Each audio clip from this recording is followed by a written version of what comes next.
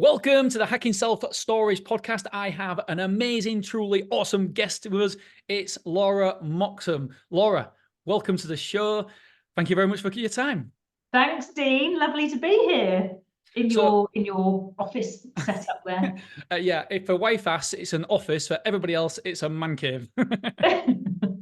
So for those people who don't know you, which can't be very many listening to this, who are you and what do you do?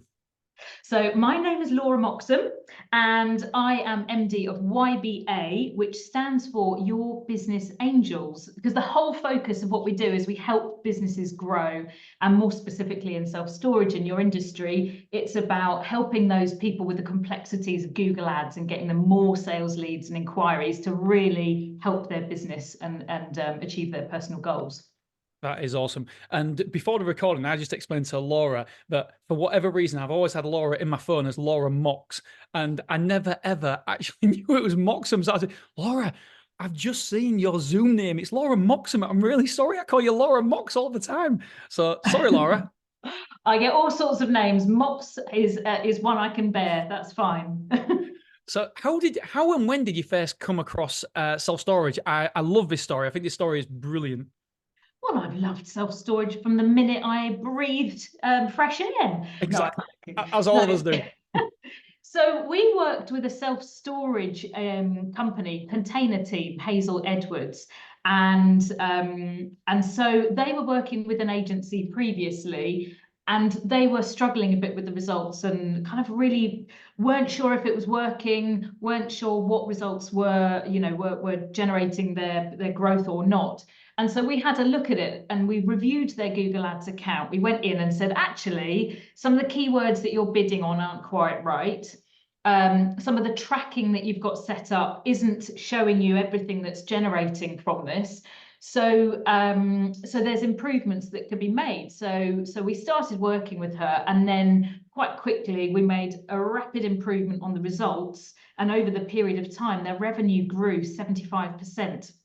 So it was a love story, and Hazel Edwards is absolutely incredible human being. And so we asked her if she would be kind enough to introduce us to the association, because we only worked with Hazel.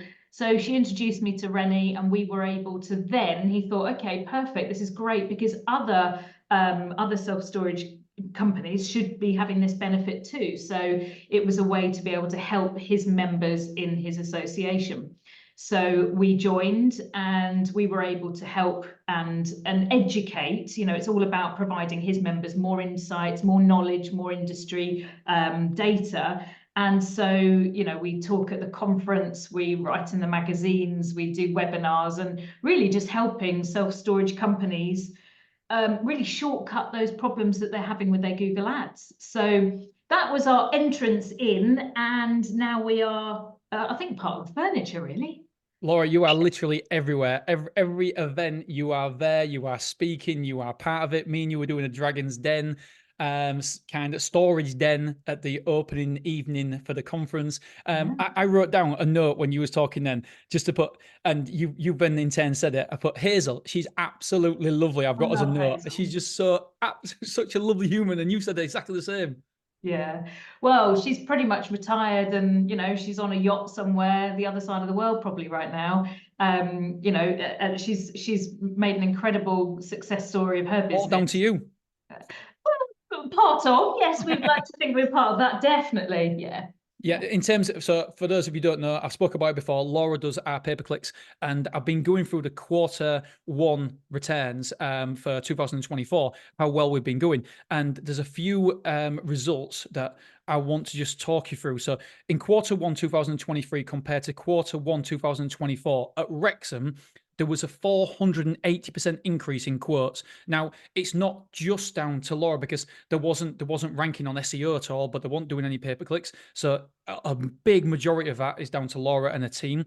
And I looked at Willoughby. Willoughby, from Q1 2023 to Q1 2024, there's been a 65% increase. In Clough Road, Q1 2023 to Q1 2024, there's been a massive 48% increase. So, Laura, I just wanted to, first of all, say publicly, thanks, mate.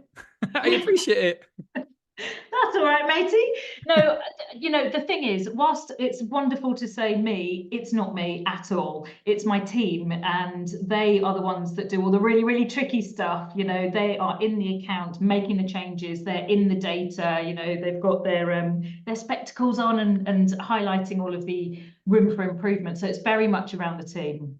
Do you know what? That's exactly the same as me. So with me, I don't handle any of the day-to-day running. I just get the reports, and then if we've had a good week, then I say congratulations. If we've had a bad week, I say what's happened. Da, da, da, da. And so it's all about. I think it's all about your team. But then equally, Laura, that's testament to you and how you built an amazing team. Because if you want an amazing leader, you wouldn't have an amazing team. Bless you. That's very kind. That's very kind. But I think also, just going back to what you just said there, it's like being at the helm of a 747. You know, the dashboard is there. As a business owner, you've got to look at the reds and the greens and have your key performance indicators that you're looking at. And any part of that you're not happy with, that's when you then delve into the detail. But you've got to have the dashboard to be able to, fly the plane in the right direction. Yeah, 100%. That's I actually stopped working with one of my accountants because not my previous account, but the one before that, because I joined Dan Bradbury's mastermind, and he said to me, we need monthly management accounts. So this is 5 years ago. So I went to my accountant and said, Mr. Accountant, I need monthly management accounts. And he laughed at me and said, Dean, that is just for Fortune 500 companies, big companies, and we're best will in the world, Dean. You are not there. You don't need to do management accounts. And I accepted that for a few months. And looking back now, I can't believe how naive he was and how naive I was, because like you say, if you don't know your numbers, then you're not really in control of your business. Why would you wait for your year to end, and then you've got 9 months to file the account? So in some respect, that they're over a year out of data than results you're looking at in the accounts. So if they're good, bad, indifferent, you're reacting a year later. A year is a massive amount of time in business. And I can't believe the amount of business owners, small business owners that I talk to that don't do monthly management accounts. I just can't see how anybody can run a business comfortably or profitably even. I would almost go to say that it's irresponsible. Yeah. Especially if you're recruiting people and you've got a team and you don't know your numbers, you don't know if you're sailing blind, you really are. So I would go far to say that it's an irresponsibility.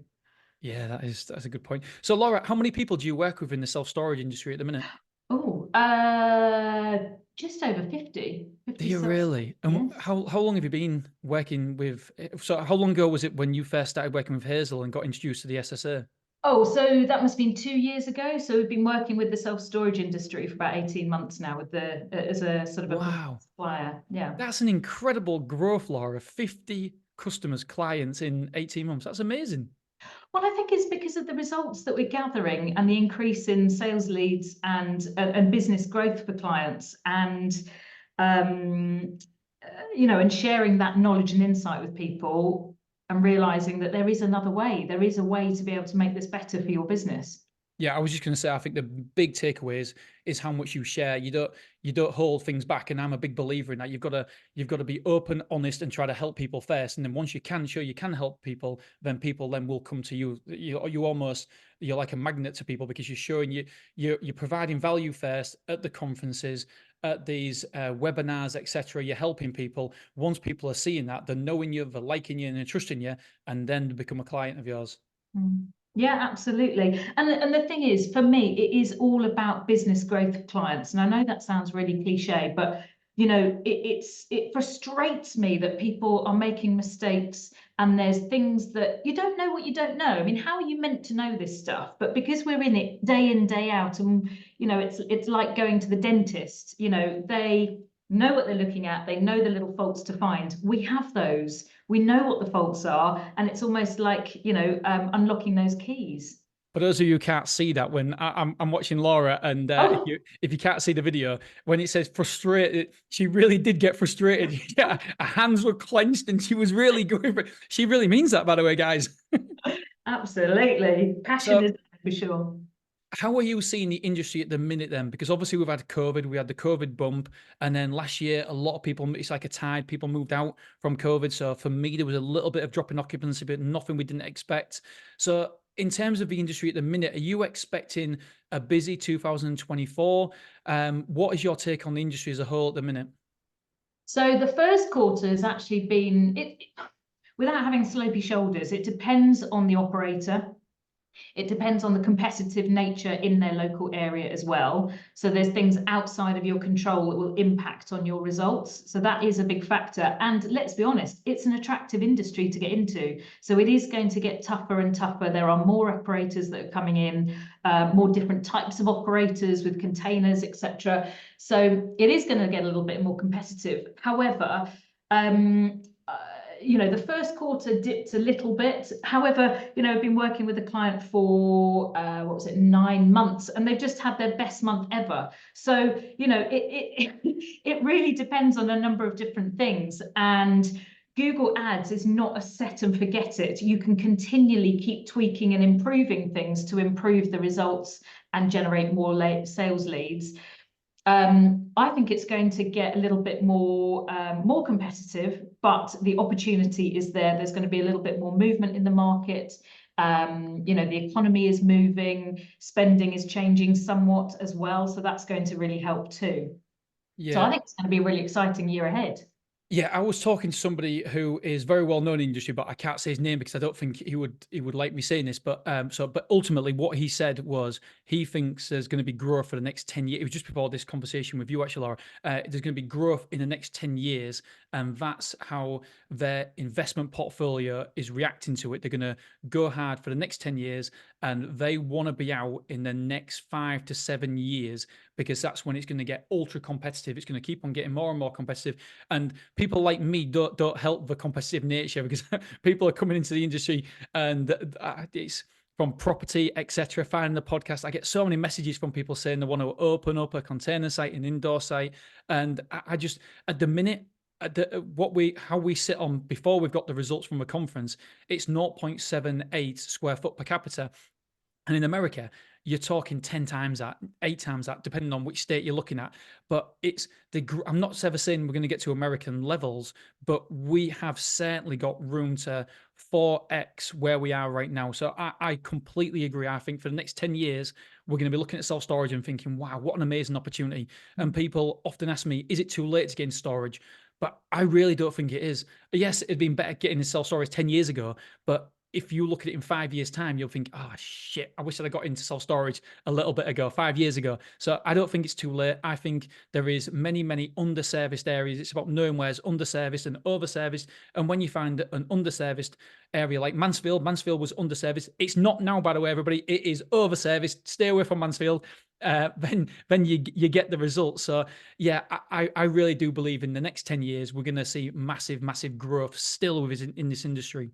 Mm. And I think also with business, it's about maximizing the opportunity in the cycle of that opportunity, if that makes sense. So you've got to dig deep, you've got to double up, you've got to you know, go all in on the opportunity while it's there, because it's not going to be there forever. And that's why I think it's really key at the moment, especially when new entrants come into the marketplace. You know, they're new and they've got a massive learning curve to learn the things that you and other successful operators have as your armory. That is your weapon. That is your moat around your business.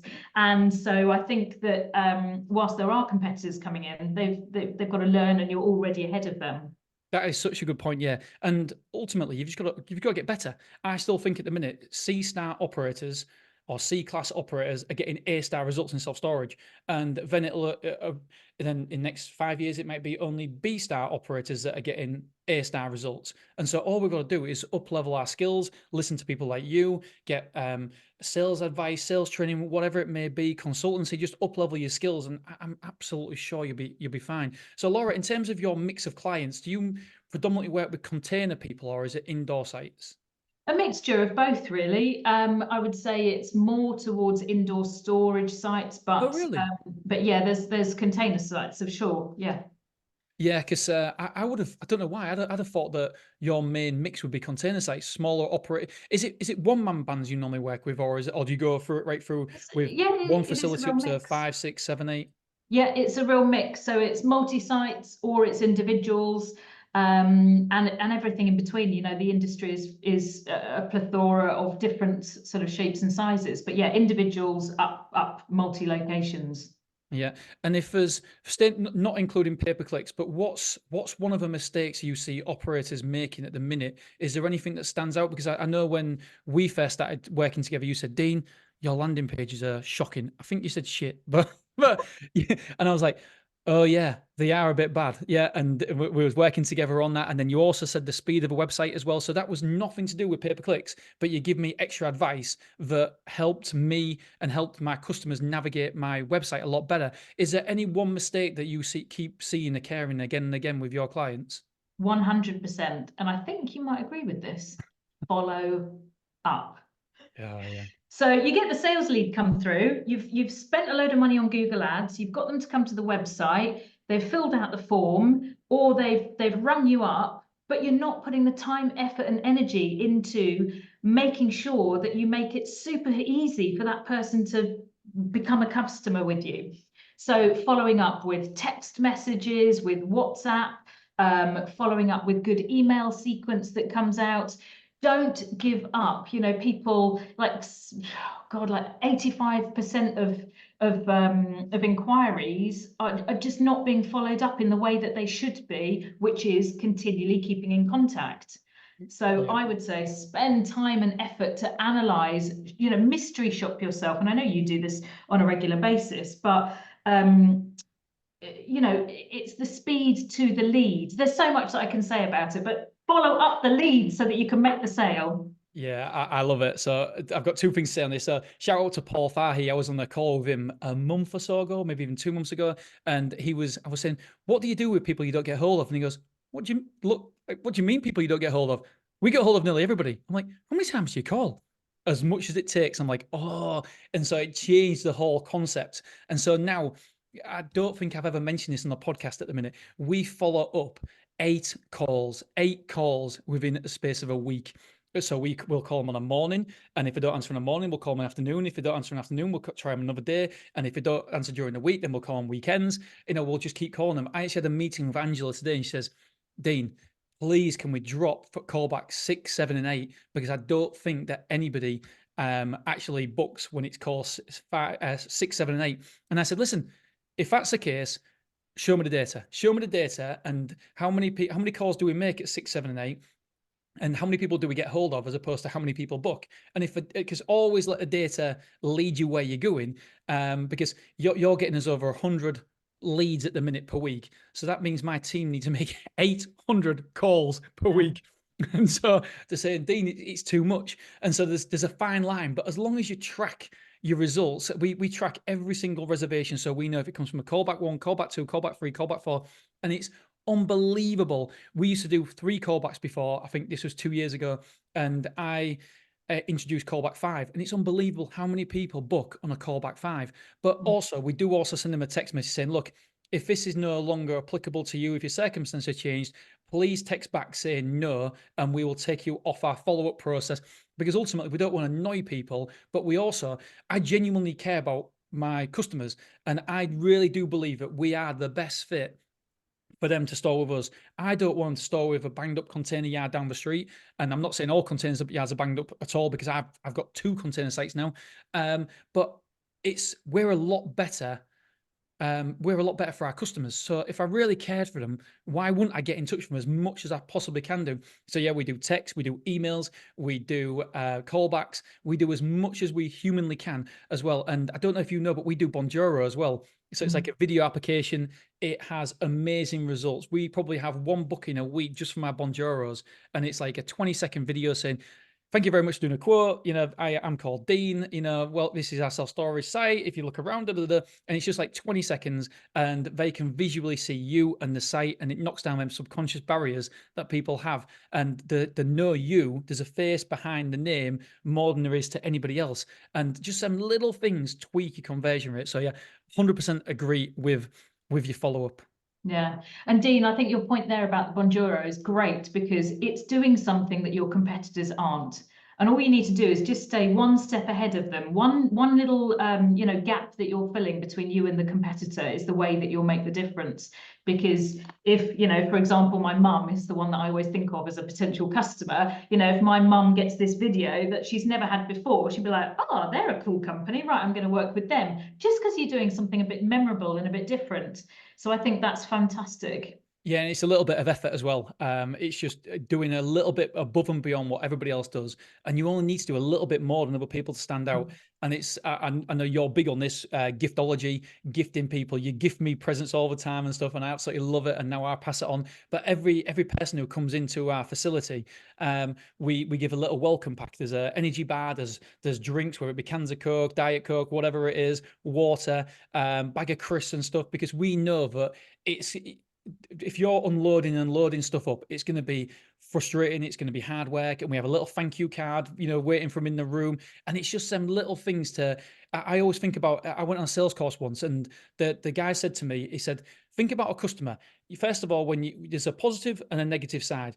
And every interaction that you have with that customer, they're either stacking a block in the positive or they're stacking a block in the negative. And I was like, oh my God, that is incredible. And he said, something is going to go wrong at some point with that customer. They're going to get annoyed. They're going to get frustrated, whether it's your fault or not. You will be the person with the brunt of it. They'll think it's your fault or whatever.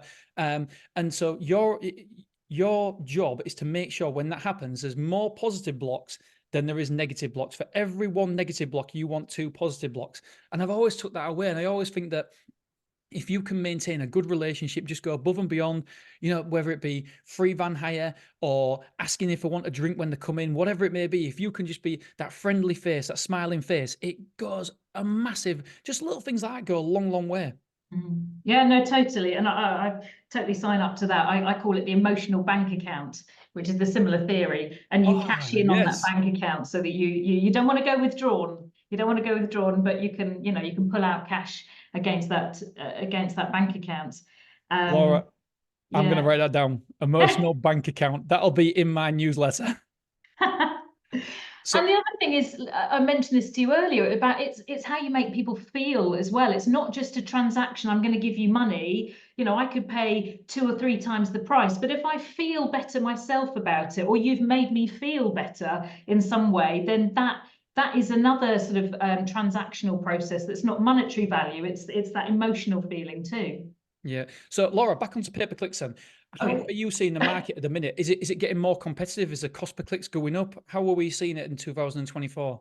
Yeah, the cost per click are increasing, and that it's a competitive. Yeah, boo hiss. It's the competitive nature of what it's a live bidding auction. So you get more competitors in, the cost per click is going to go up. However, you can counter that by knowing the things that you can use in your armory to reduce that and that sort of payoff by things like, I'll be talking about the conference, my 10 big learnings on Google Ads, since working with many self-storage companies.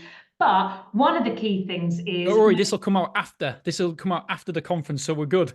Oh, okay, cool. So one of the key things is keeping up with the differences and the changes that Google is making. Because, for example, like the Google rep might seem like your best friend. They ring you up and say, hey, hiya, we want to give you some advice on your Google Ads account. No, don't do it. They want to, line the shareholders' pockets. So be very, very careful with the Google Ads reps. That's one thing. Don't think they're your best friend, because they're not. And what they're wanting you to do is test out some of the recommendations. And we've done some testing on these recommendations. And actually, it makes it 20% more expensive in terms of return on investment than because the thing is, Google Ads, they don't know your business and what you are trying to achieve. So what's applicable for your business may not be the whole raft of recommendations that they're providing. So there's that.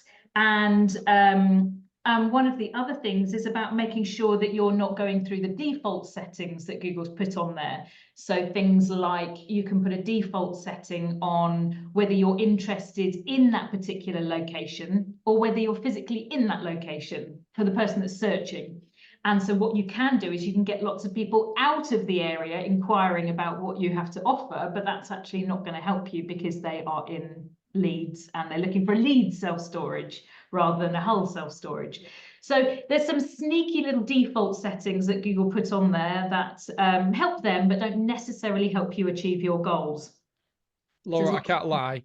This intimidates the hell out of me. I know enough to know that I can't do it myself. So when you're talking, this is why working with someone like you is so absolutely amazing, because I don't need to know the updates. I don't need to worry myself with the updates. I genuinely, as soon as you started talking about the Google updates and the changes and make sure you understand them, I'm like, I genuinely started to feel a little anxiety then, because I'm like, oh no. And I'm like, wait a second, you don't need to worry about it. We've got your back, Dean. We've got your back. Laura's got me covered. So yeah, that absolutely intimidates me. So Laura, in terms of somebody's pay-per-clicks, and when you do an audit on someone's current pay-per-clicks, what's the biggest mistakes that you see that they make? The biggest one, which sounds really, really boring, but is so fundamental, is tracking. So it goes back to having your profit and loss account. If you're not looking at your profit and loss account, you don't know whether you're winning or losing. And having tracking set up accurately on your Google Ads account is exactly the same. If you don't have it, then you could be going, yeah, I'm getting like £10 a lead. I don't think so. There's probably reasons that it's double counting. So that's one thing that comes up. Or people are having a conversion point on when somebody's just clicking on a page to go to a different page. That's not a lead. That's just somebody clicking on a page. So that is the biggest failing that we see, and we see it time and time again. So the conversion tracking, all really, really dull, but it's the foundations and the fundamentals of your campaigns. That's the first thing. And second thing is that what you can do is you can review your keywords and find out which ones are spending a lot cost per lead and which ones aren't spending so much. So what you can do is turn off those underperforming keywords that are costing you more than, say, your average cost per lead, turn those off and spend that money on the bits that are getting you good cost per lead. So it's about like herding sheep, really. You know, you've got to make sure that you're sculpting this campaign based on what's working really, really well and leaning into that data. Yeah. And what would you say the average cost per lead is in the industry? Or is it completely dependent on the area, how competitive it is? Is there any broad figure you can give us, or is that too ambitious? It's very much on a case-by-case basis based on the competitors in the area. It depends on your offer. And the website as well. And your website, thank you. Yeah, exactly. Those three key things. You'll get me out of a job soon. I doubt that very much.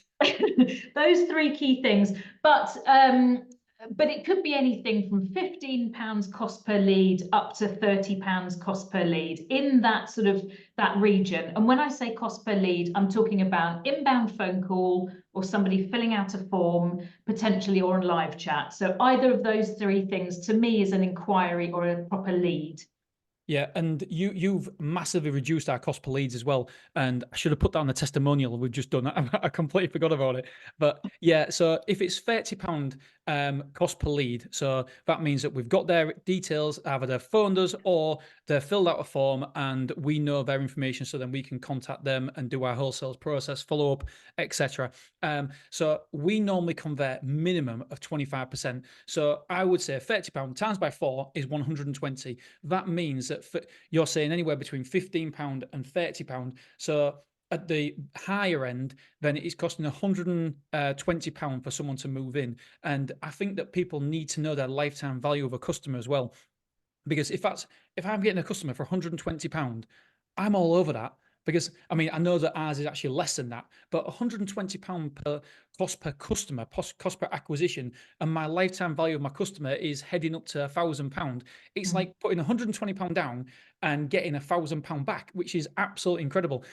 I've always said to you, Laura, how can I spend more money? How can I spend more money? I mean, honestly, we are going to New York in December, me and the wife, first class, because of you, because it's all on my Amazon, my American Airways card and American Express, and we're getting free first class flights because of how much we're spending. So again, Laura, thank you very much. We're going to America first class because of you, because we know that we can spend that money because we know our numbers. And if it is costing £100 to get a customer, I don't mind that whatsoever, because we're getting nearly £1,000 back every single time somebody walks through the door. So you'd pay that all day long, wouldn't you? Because you wouldn't get that return from anywhere else. Yeah, and I always say to you, no, there's no limit. There's no limit. And at first, when I first started doing pay-per-clicks, there had to be a limit because my cash flow didn't allow me to, because I might have been getting a customer for 150 quid, but I might not have been getting that 150 quid back for 2 months or 3 months. And therefore I just couldn't afford the outlay. So I understand that for people in that position, because I've been there and it's horrible. But now I just feel like that there should be no limit, providing we're still getting a decent return. Then that we're just going to keep ramping the ads up as much as possible. Yeah. The only thing is, the only downside to Google Ads is it can't do what you want it to do, in terms of you can't spend £2,000, £3,000, £4,000, £5,000, £6,000 on that basis, because there's only a finite number of people looking in your area. So you have to lean on the other marketing routes as well, because, you know, to do it Google Ads profitably, you can't keep spending more and more and more money. Yeah. Talking about the other marketing routes, obviously I'm conscious of time, is that I haven't really found another marketing route anywhere near as good as pay-per-clicks. Is there anything that stands out that people should be trying, that any advice you can give other people once they have maxed out that area in their pay-per-clicks? I mean, we go around to local estate agents, we go around to people on the tools like plumbers, electricians, etc. But we've never ever, we tried absolutely everything, retargeting on Facebook, except we tried Facebook ads, branding exercises, but nothing gets anywhere near the returns of pay-per-clicks. Is there anything that you could recommend, or you've heard of people trying that's had decent results from other things? So the reason that Google Ads, and I know you know this, but the reason Google Ads is so powerful is because of the buyer intent. You know, they're going to Google with a credit card in their back pocket, ready to speak to a company that they can use for their storage. There isn't any other marketing route that has that benefit. So, you know, you're putting money into a potential customer that's looking for exactly what you do. The other option is, of course, leaflet drops, but it's a scattergun approach. Now, these things will happen, will help, sorry, because it's going to help with your branding locally, so that when somebody comes to the time that they need to use self-storage, then they'll think, oh, I've got that leaflet that's been tucked away. But that's a long-term investment in the marketing. So I think if you're going to put your cash anywhere, then buyer intent and with Google Ads is going to give you that sort of bang for your buck. So outside of that, you know, being involved in the local sports teams, yeah, just getting on the pitch side hoardings, roundabout sponsorship, so that you're just repetitively saying, we're here, we're here, we're here, we're here. But in terms of intent and actually, you know, getting that return, which for me is always the case, what can I spend £1 on and get £2, £3 out? And tangible, you can actually see the tangible returns as well. Yeah, well, it's all measurable, and you can see it's very transparent. If it's set up right, you can see what it's generating you. Yeah, talking about local teams, there was 2 under-9 teams that we sponsor, and I don't know any players in the team, but just contacted us out the blue, said, you know, because we make it known to every single team around here that if anybody needs a kit, we'll sponsor you. Because I genuinely, it's my guilty play. I don't know. I love seeing kids playing with a tracksuit tops on, you know, with the kit. They actually played each other, and both managers took a picture of both teams together with Stormore on, and took a picture for us and sent us it, and it was absolutely incredible. And we sponsor 11 teams at the minute. Every single 2 seasons we go buy them a new kit, but you can never ever track a return on investment, but it's a feel-good factor in the community as well, because people get to know you, and you're just doing something good for the community. You're trying to get involved in especially kids football as well, because I coach an under-8s team, and then my son is under 10, and so I think it's nice to do. Whether it's a return on investment, whether you get anything back, it almost doesn't matter, because you're giving something back to the community as well. Yeah, and I think that's almost like an invisible return on investment, because let's say they contact you and they become a customer, they then go and see that you're sponsoring the local sides, and they think, you know, yes, you know, that's a good feeling there, that they're out there in the community. So it's supporting the other marketing activities that I think you've got. So you wouldn't necessarily see a direct return on investment, but it's an invisible return on investment. Yeah, I love that. So, Laura, if someone is listening to this thinking, do you know what? I quite like that Laura Moxham. I nearly said Moxham. How do people work with you? How do people get in contact with you, and all that good stuff? Yeah, just reach out to us. We're a very friendly bunch. So if you go to our website, which is YBA ppc.co.uk, which is short for Your Business Angels, but it's YBAPPC.co.uk. Go there, reach out to us, say hi, and we'd love to chat. Yeah. Yeah, we'll link to that in the show notes as well for you, Laura. And just on one other thing, if you want to see more from Laura, buy my course, because she's going to be doing a module. Shameless plug at the end. She's going to do a module talking you through exactly how to set up the PPC in for you, for your campaigns, etc. She's going to be walking through that, and obviously we'll be telling you more about it when that's relaunched later on. Laura, thank you so much for your time. I know it's gone, I said 20 minutes, and yeah, we're well past that. So yeah, thank you. Honestly, I genuinely love talking to you, because you obviously see so many more data points than I do in the industry. So to talk to someone like you and to see what you think is going to happen in 2024 and everything else is awesome. So genuinely thank you for your time, Laura. My pleasure. Great to speak to you, Dean. Always fun.